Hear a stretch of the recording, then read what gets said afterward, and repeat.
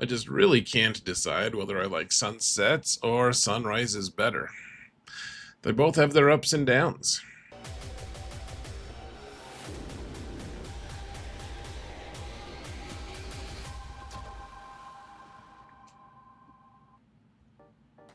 Hello everyone, and welcome to another episode of Zereth Prevails. Today let's talk about Omicrons that used to be super useful and amazing that have kind of just overstayed their welcome. They're not as good anymore as they used to be. That's not saying they're worthless, but they're not as good. They're not as worthful as they used to be. So, huge shout out to my patrons first. You guys are awesome. Thank you so much for your support, guys. I could not do this without you. You make it possible. So thank you so much. And if you want to support this channel for free, folks, all you gotta do is hit that thumbs up button, like, subscribe, comment. Let's mount the algorithm, shall we? It's Hell Week. Let's mount it for Hell Week. No, don't do anything for Hell Week. Say hell no. Let's get going here.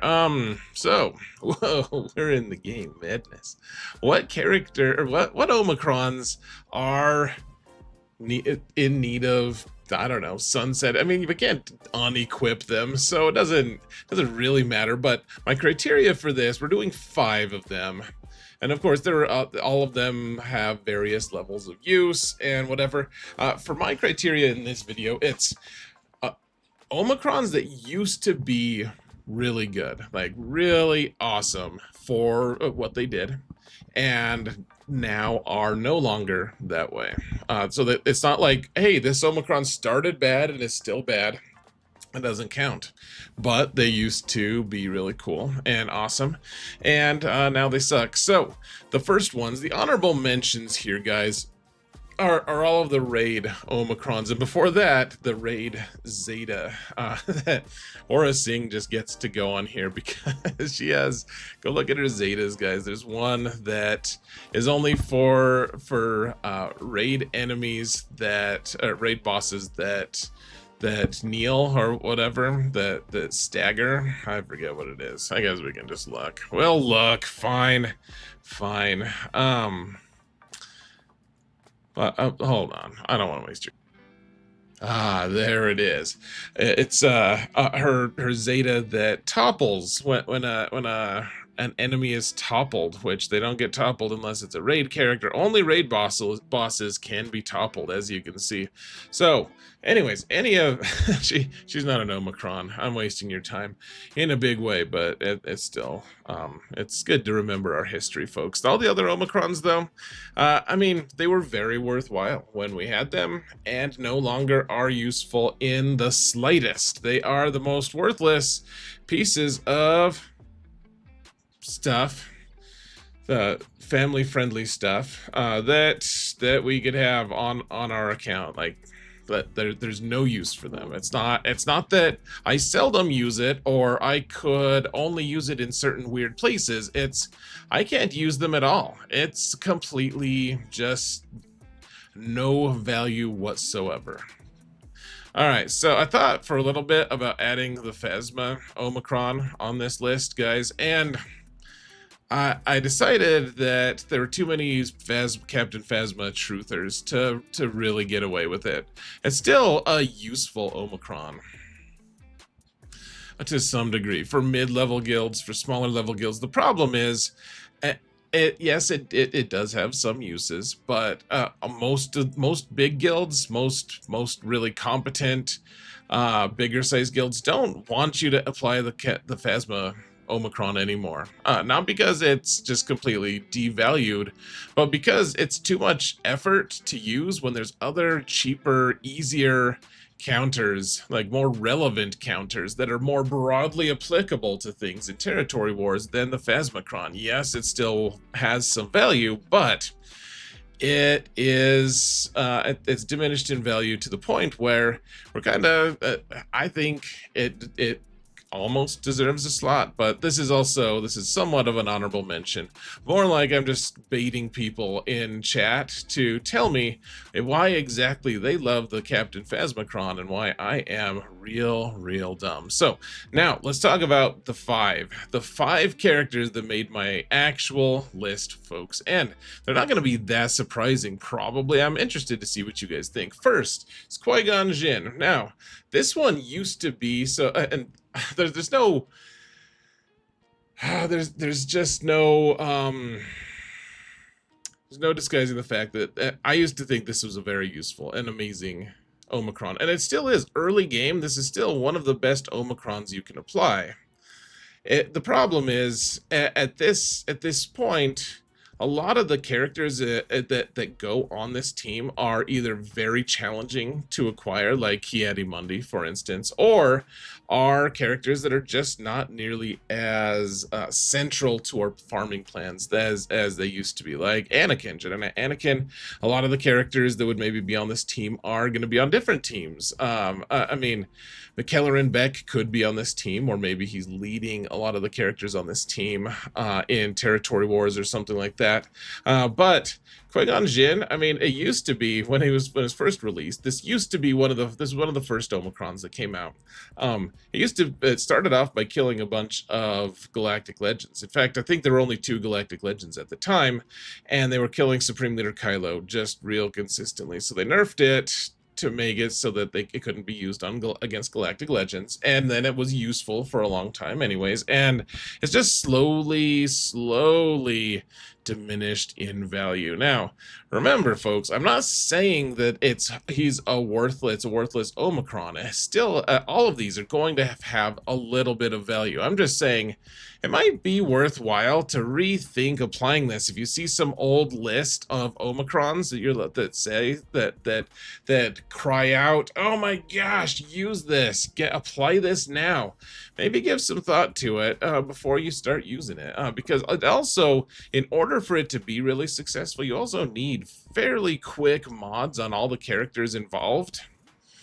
And it's probably just not worthwhile. Like, there's a lot of teams that just beat this team very easily. I still suggest it as a team on defense, but I mean, no one really fears this team anymore, unfortunately. I do like this team. I still, we called it Qui-Gon Jinn back in the day just because he was so strong.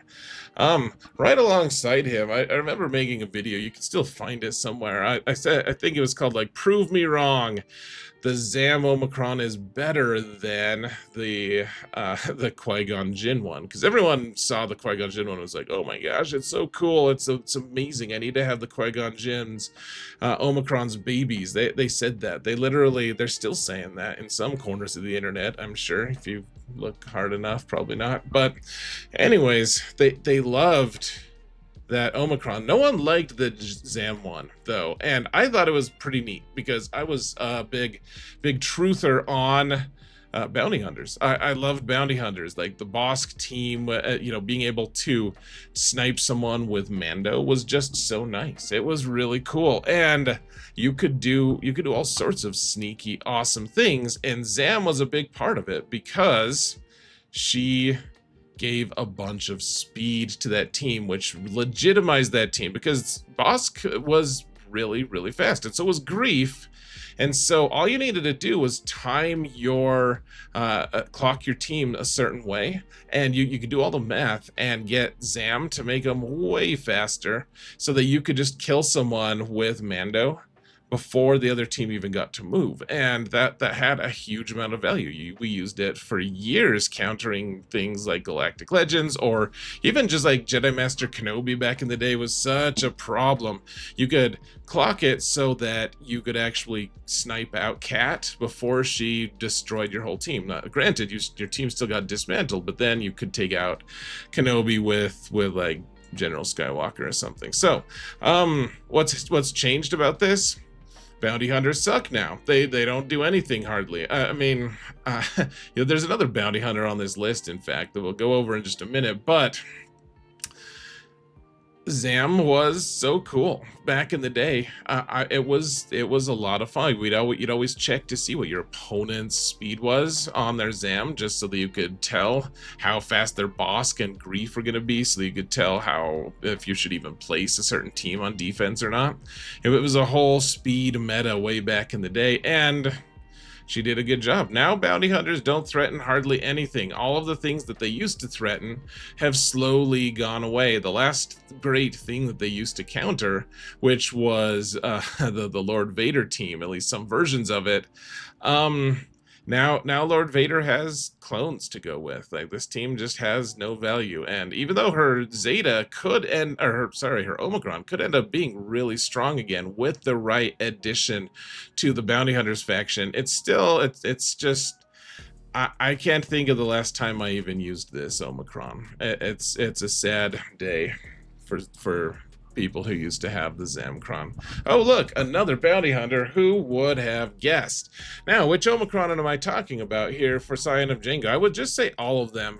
And people are gonna, the comments are gonna be rife with angry comments of people telling me just how worthwhile all of these Omicrons still are. And again, I'm not telling you that these are like zero use or anything. I'm just saying apply them on different characters for different teams, because they're not used as much. I mean, sure, every once in a while Scion of Jango gets to go and have some cool time. Like we just recently had a Datacron that let him do some awesome stuff, and it used to be that it used to counter Lord Vader among other things in Territory Wars, and it was very useful. It was central to what everyone used to apply. And even though Territory Wars is a game mode that is really struggling right now, it's still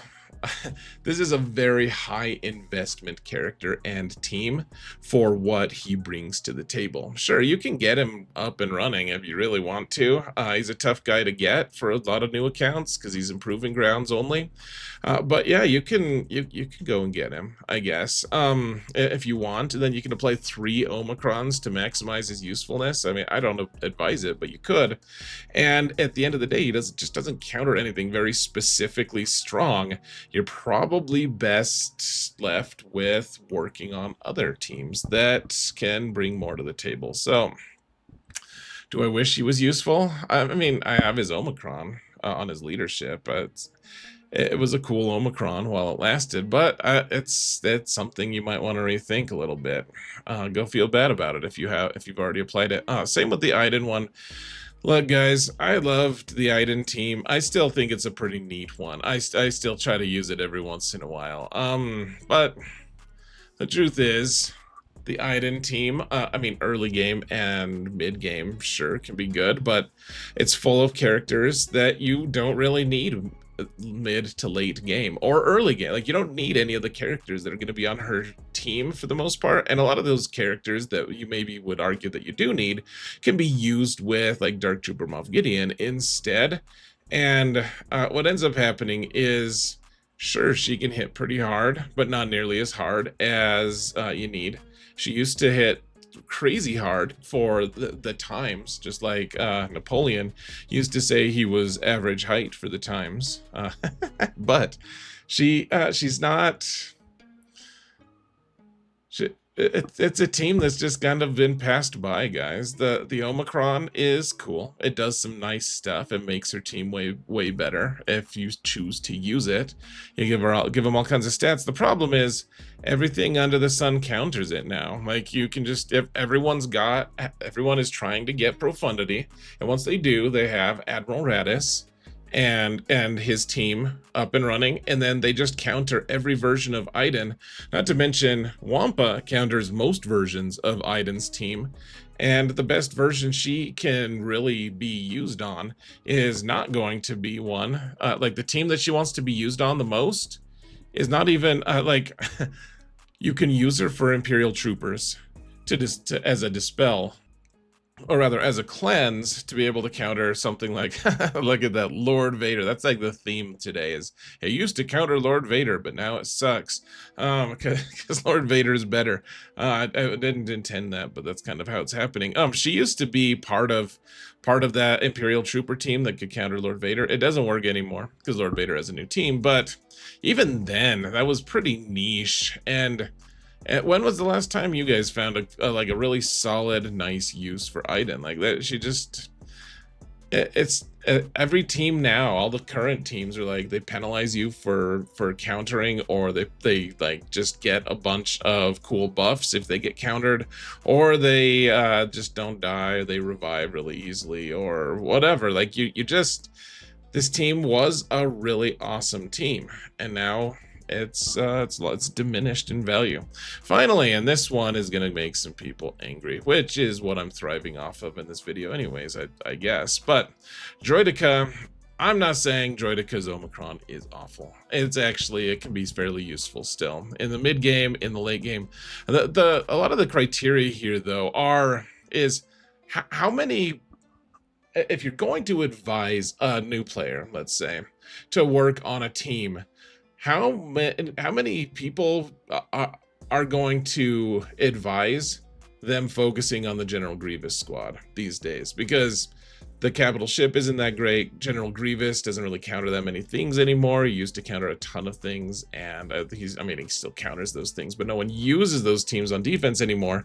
Like, the Grievous team in general is just not that strong. Unfortunately, I love the Grievous squad, and so by extension, I love the idea of being able to use Droidika. But if you want to get the Grievous squad up and running early game, people should be kind of slapped on the wrist for working on a team that is older and not as useful in early and mid game. And then once you get to late game, you don't use it anymore, hardly. Like, I don't see this on maps ever in territory wars. People hardly use this as a counter anymore. It's just it's not that it's a terrible Omicron, it's that there's just no more use for it. And early game, you shouldn't have this team anyways anymore.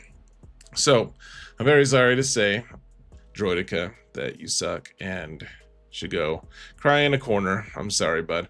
No, he's good. He's a good boy. Sometimes I'm sure you can find some use for it, guys. It's just the current state of TW doesn't really let you use Droidikas that much. And I think that's it, folks.